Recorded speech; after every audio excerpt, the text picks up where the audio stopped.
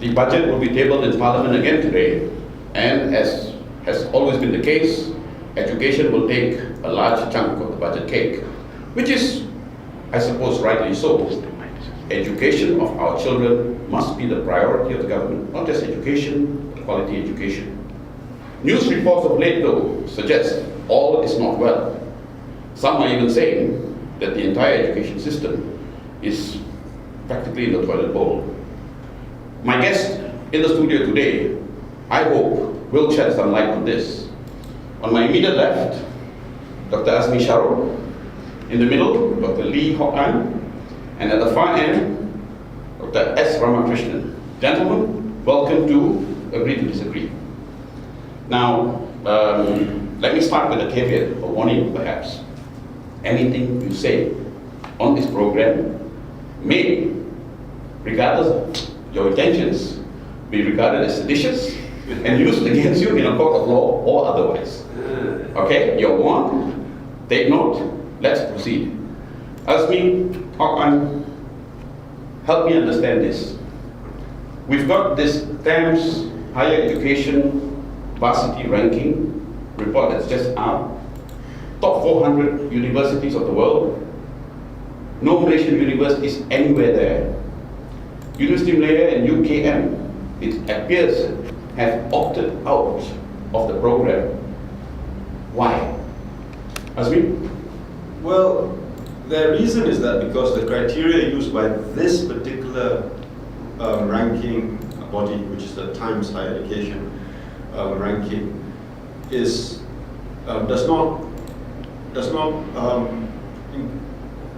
not help them in any way, because the type of things that they're looking for are things which our universities simply are not good enough. Are you saying therefore that this whole ranking exercise really is irrelevant, that we know better than the ranking body? No. If I'm not mistaken, UM says they will join in eventually, but not now. Because they're being ranked by QS, for example. So there are many different ranking institutions.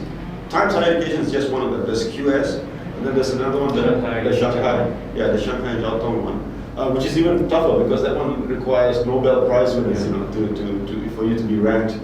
And that's one of the criteria. So that's ostensibly the reason, because they're saying that the criteria used is simply just too tough for us.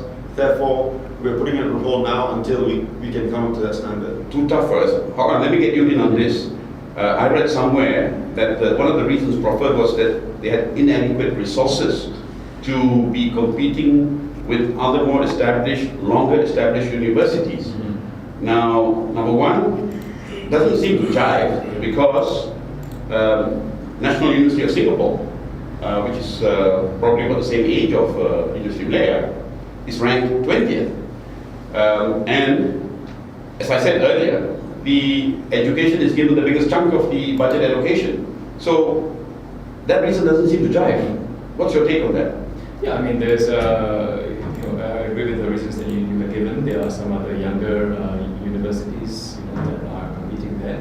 I think what is really lacking, where we have really, lost the plot, is the absence of any, vision, any discussion about what makes a good university. Mm-hmm. Right now, if you, my sense from being in University of Malaya is our mission is, and the purpose of a university is to climb up the QS rankings. Right.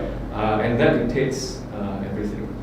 But if you look at the universities that are top ranked across the board, you find that many names are recurring. So obviously there are some things about being an excellent university that would apply across the rankings. Right. I think though that we are at the stage where it's quite a game. Okay, there is some benefit, right? And you want to be ranked, you want to see where you stand, and as a result, there's also been more emphasis and resources funding for research. So I wouldn't say it's completely waste. But I think where we have really went astray is to let this queue as one particular ranking, dictate things. And I think we're asking for trouble. For instance, okay, you want to internationalize because it's very important for QS. It will be important for all the rest. But right now the message is It was internationalized because of QS. So we go and promote all of that, but we don't, make the conditions right to really make this place, attractive for foreign students and for foreign academics. Right. So you have all this ambition here, and I think the model of leadership that seems to be striving for is that we just set a very high target and then we pressurize the system until we get those results. But have we considered the possible perils here, where you put all your eggs into this QS basket and then you say, okay, now that we've achieved what we top 100 in QS, okay, now we can focus on times higher education. Well, what if we want to move up times higher education? It means that we have to reallocate our resources from the things that were going in towards bumping our QS ranking. And Okay. there's going to be some of these, Okay, I'm going to ask you to hold your thought there because I want to bring Rama in on this. Rama, you've heard Azmi and Hokon. Now, I want to just quickly share with you this excerpt from the Malaysia Education Blueprint 2013 to 2025. Aspiration number 1, for Malaysia to be in the top third of countries in terms of performance in international assessments as measured by outcomes in the trends in international mathematics and science study and program for international study assessment within 15 years. Now you've heard Azmi, you've heard Hokwan. What's your take? I think the government, even though they express this is their wish, but in terms of the action, I think they are not aiming towards that. They have their other political considerations. They want to please their vote bank. So they want to achieve in terms of form. Like for example, we are always looking for how many A's. We are not looking at how competent the students are. So the focus is not making them more knowledgeable, more informed, more creative. It is how many A's you can get. So Form rather than substance. yes, the focus is all about the form and nothing about substance. And when they achieve the form, they go to town with the form and they are very pleased. And only when some foreign agency point out the lack, they start thinking. Azmi, Hokwan, you want to respond to that? Yeah, that's true. But I want to go back to the point about places like Singapore. Singapore only has 3 universities. For the longest time, they only had 1. So all the resources was in that one university. Also, they had a very strict system of meritocracy. No political rubbish in that sense. Okay? And I mean, just taking that point, yes, a very strict system of meritocracy over here. Well, we haven't been meritocratic since when? Since the 1970s. So would you say that that's a very critical factor? All right, yeah, very good. Because the type of staff that you get will depend on whether they feel that they can progress purely on their work. So the Singaporeans set a very, very high standard very early on. They have a very clear idea of what they wanted. Now, of course, their social sciences suck because you can have a Singaporean lawyer talking about human rights around the world, but not Singapore. Okay, so there are things like that, but generally speaking, it's not someone like me. I can't get a job there, despite my brilliance, right? I'm not good enough. They can't afford you. But so that's one thing, and also related to that, how many universities do we have here? We open universities as if we're opening Kedai Runcit. All right. It's a present. Oh, you vote for us, we open a university. Where are you going to get the resources for these universities? So are we looking at a problem of numbers but lacking in serious quality? I would say so. That's one of the problems. Yeah. Yeah, I agree. I mean, I think form over substance. If you look at the schooling and the kind of changes that have taken place, we want to go with the best practices, but it's not supported by the real results. Yeah, broad-based and real genuine reforms. And not only does it result in as I see it, underachieving or things staying the same, but things actually get worse while you think you're doing something that is actually moving in the right direction. For example, when we moved to the TBSN curriculum bersepadu and shifted away from multiple choice questions playing a bigger part. So I was the last of that generation. Right, okay. Yeah, of the curriculum lama before that. So curriculum bersepadu, wow, okay, you could view it, and I'm sure it was very much inspired by hey, we're going multiple choice question, all you're doing is just shading. Let's get students to write down their answers. Right. But I see the detriment actually, so it's not just not doing do no harm, it's caused harm while you think you're doing good, because You move from, at least when you had multiple choice, you were thinking your Sure. private thoughts before you chose your answer. What? Now, for about 2/3 of the SPM, right from the moment you see the question, you retrieve the memorized answer. Alright. So it's actually worse, even, and it gives you the delusion that you're improving. And I think that's also a danger with school-based. Now they're shifting towards being more school-based. The government needs to decide in the first place, do they really want it? Because they're saying that they're going to do it. And then the forecast results for SPM, now they say cannot. That is school-based. So you want to do school-based, and then you go and, and then you go and you trash it just months after you announce that you're going to go towards school-based. But you want the form of school-based, but the teachers are not empowered. Like now they're going to probably do a lot more projects. I'll tell you what's going to happen is that instead of students learning to plagiarize from the age of 15, they will start plagiarizing from the age of 6. Because this, I think our system is just not equipped. You want to give them projects, but then you don't really teach them how to think and construct their own arguments. You talked about the system. I want to come to that, my next point. But before I get to go to my next point, very quickly, people are suggesting that our universities are opting out of the ranking, the TAMS ranking, because they are afraid of where they will fall. Quickly, yes or no, before I move to the next point. Yes, lah. Yes? Yes. Yes. No, but before we move on, I must say something. Okay, Nothing seditious, please. No. This is all to defend Islam. Islam is being defended in my show. When you're talking about rankings, everybody's got it wrong. Because, okay, look, all the people who complain about our graduates and our quality of university, what are they complaining about? You tell me, what is it that irritates you about our university? The product that comes off the assembly line isn't up to expectation. All right, seriously, do you think if we do, what do you think we need to improve with that? Better teachers, correct? Well, if you ask me, I think the problem starts right from the formative years.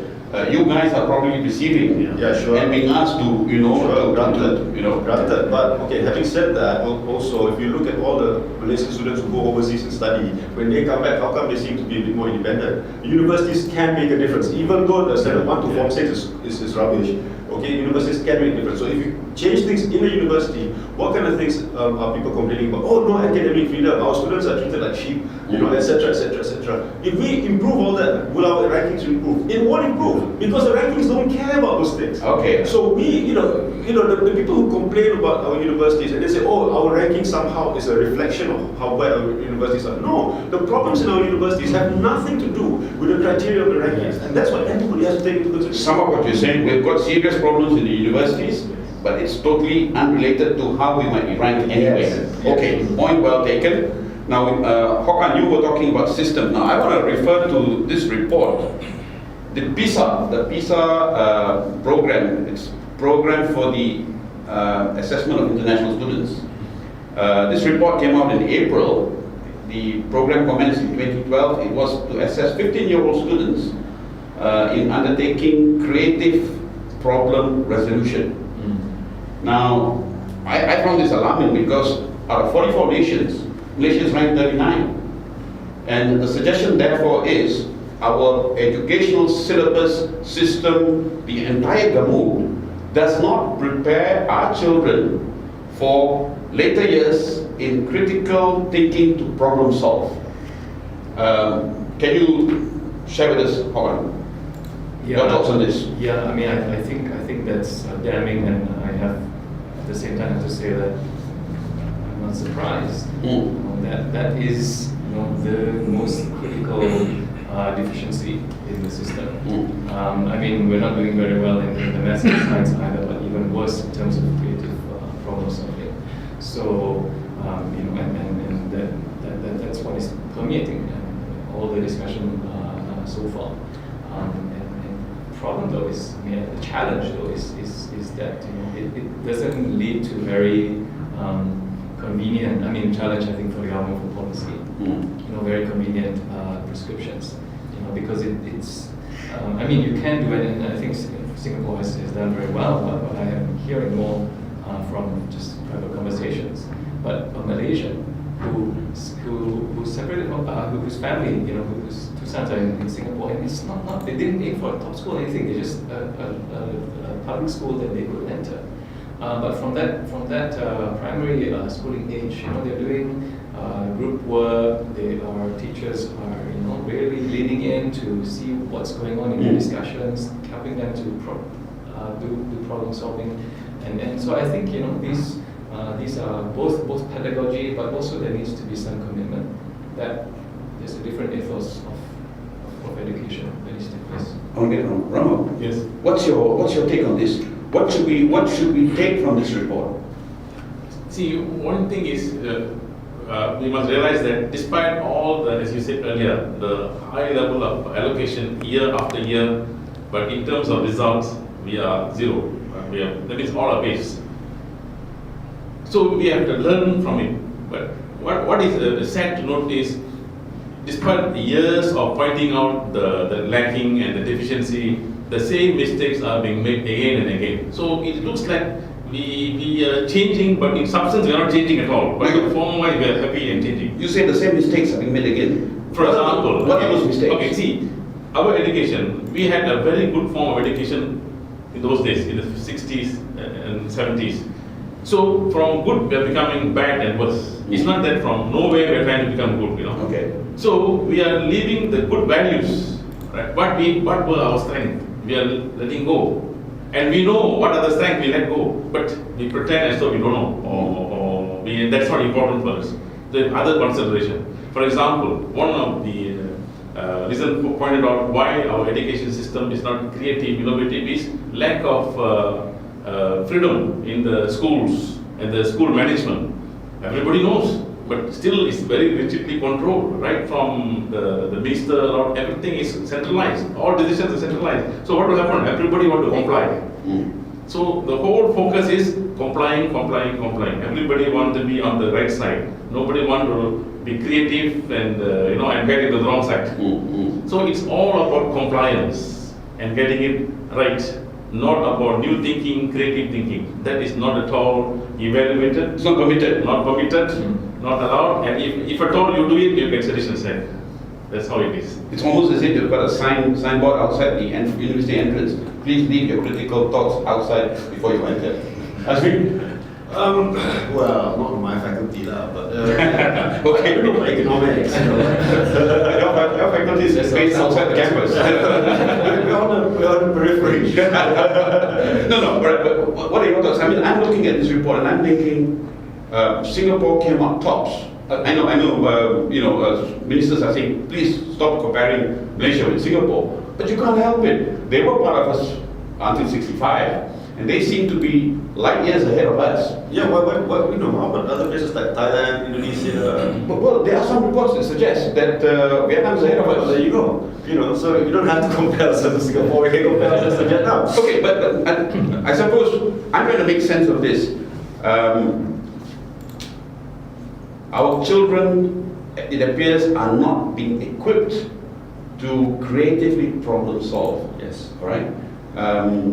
How critical is this? And any thoughts, gentlemen, on what we need to do to start to improve on this? It's something that there's no quick fix. Okay. A few years ago, actually more than a few years, I think almost 10 years ago, realized that our students cannot do they are not able to think critically. So what do? We introduce a course on critical thinking. And you're not supposed to really think about that course. That's the answer. And they get a whole bunch of lecturers, people like myself, who are not philosophers, therefore we do not know anything about this type of subject. You're reading critical thinking for dummies, and then you're trying to teach it to your students. They're forcing it. So that's the reaction that they take. Yeah, they try to find a magic pill and fix it by having a kursus. But actually the whole problem is systemic. How do you teach mathematics? How do you teach language? How do you teach history?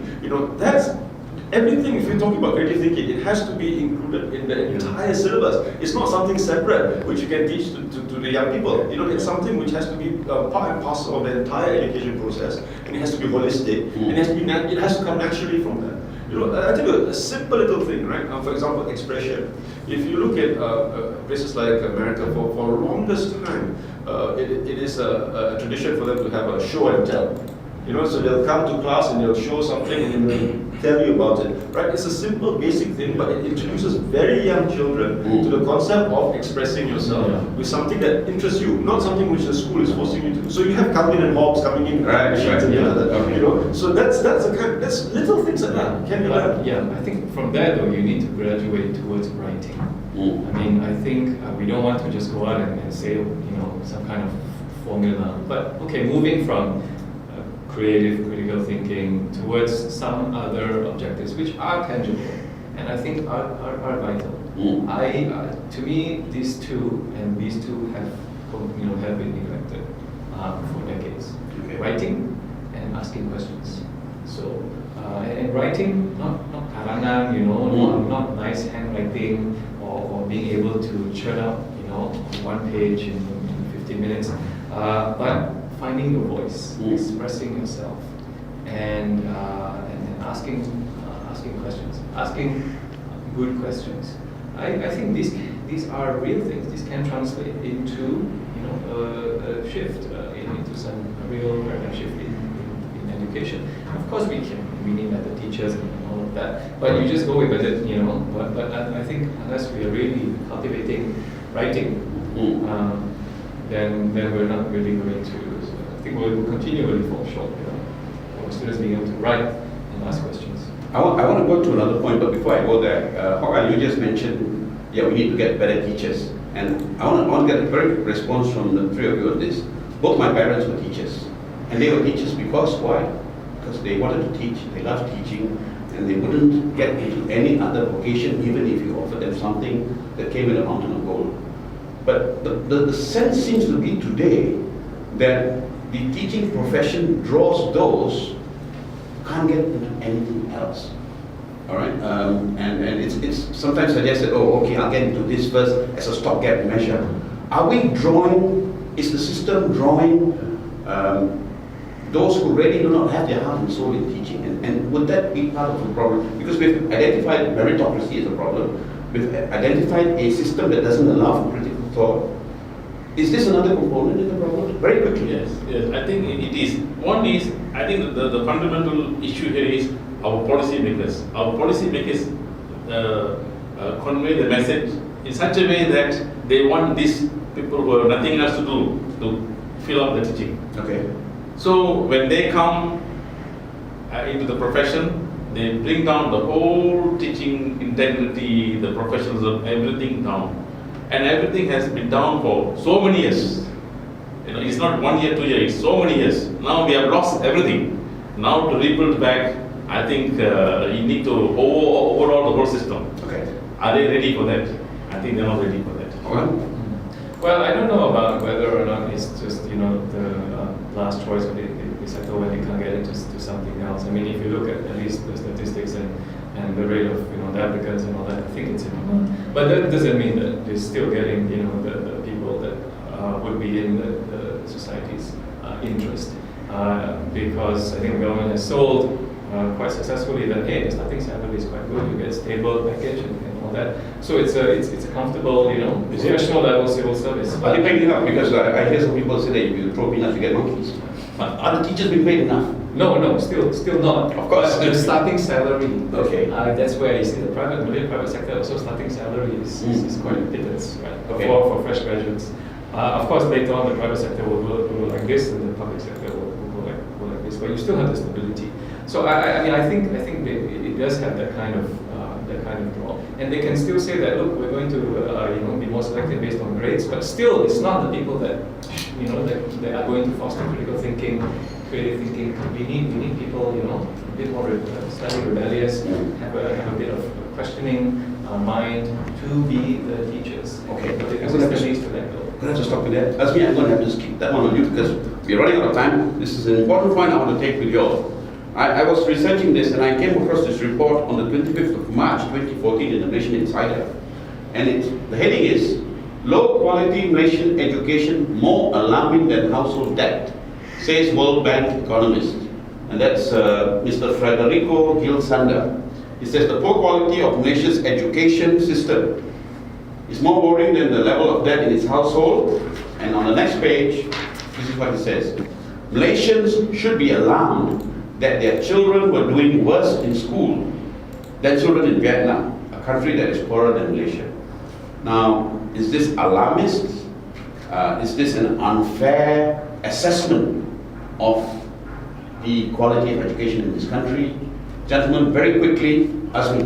Well, if you look at Very quickly. okay, I would say it's not unfair. I think it's not alarmist because if you look at what's happening now with our young people who graduate from institutions of higher learning, there's not only a high incidence of unemployment, there's also a very high incidence of underemployment. That is to say, your job does not correspond with your qualification. Right. Why is this? Maybe it's because the qualification is simply not good enough. You know, and this would mean that you're going to have a whole generation of people, or several generations of people, who are going to be frustrated and who are, and whose future would seem, not as bright, despite the fact that they went through this process. So what does that mean? The process is flawed. Okay, fair. Azmi says fair assessment. Marwan? Yes, I think I think from him being an economist, it's also having the perspective of innovation and all that, which I think in a broad sense I would agree with. So who's going to innovate? Machines are not going to innovate. It's going to be the people, and I think it's quite bleak. Yeah. Rama, Yes, is I it think- more worrying than our household that state of Yes, I education? think so. I think so. It's more worrying because see, the nation only can develop with the high educated, very informed people, and the system is not producing that.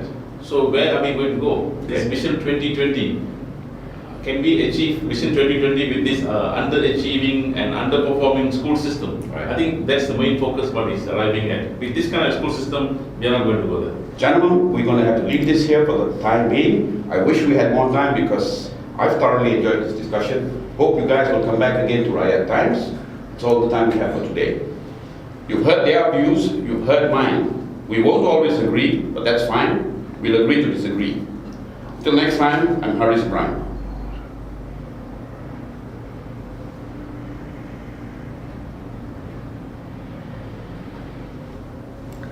All right. Thank you, gentlemen. Oh, wait. I really enjoyed this, Can we do this all over again? Can you bring